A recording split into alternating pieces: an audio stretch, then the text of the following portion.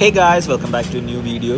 So ഇന്ന് ഞാൻ Wendy's എന്ന് പറയുന്ന ഒരു സ്ഥലത്ത് പോയി. വെൻഡീസ് എന്ന് പറയുന്ന ഒരു ഫാസ്റ്റ് ഫുഡ് റെസ്റ്റോറൻ്റാണ്.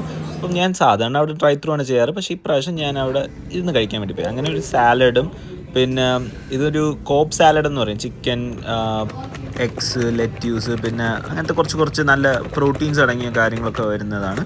അത്യാവശ്യം നല്ല ടേസ്റ്റ് ആയിരുന്നു. എനിക്ക് ഓണസ്റ്റ്ലി പറയുകയാണെന്നുണ്ടെങ്കിൽ നല്ല രീതിയിൽ ഇഷ്ടപ്പെട്ടതാണ്. പിന്നെ ഒരു ബർഗർ ഓർഡർ ചെയ്തു. അത് ട്രിപ്പിൾ ചീസ് ബർഗറാണ്. ട്രിപ്പിൾ ചീസ് അല്ല, ട്രിപ്പിൾ പാറ്റി ബർഗറാണ്. അപ്പോൾ ആ ബർഗറിന് ഒരു പ്രത്യേകതയുണ്ട്. എന്താണെന്ന് പറഞ്ഞാൽ ഇവിടുത്തെ ബീഫ് ഒരിക്കലും അവർ ഫ്രീസ് ചെയ്യത്തില്ല.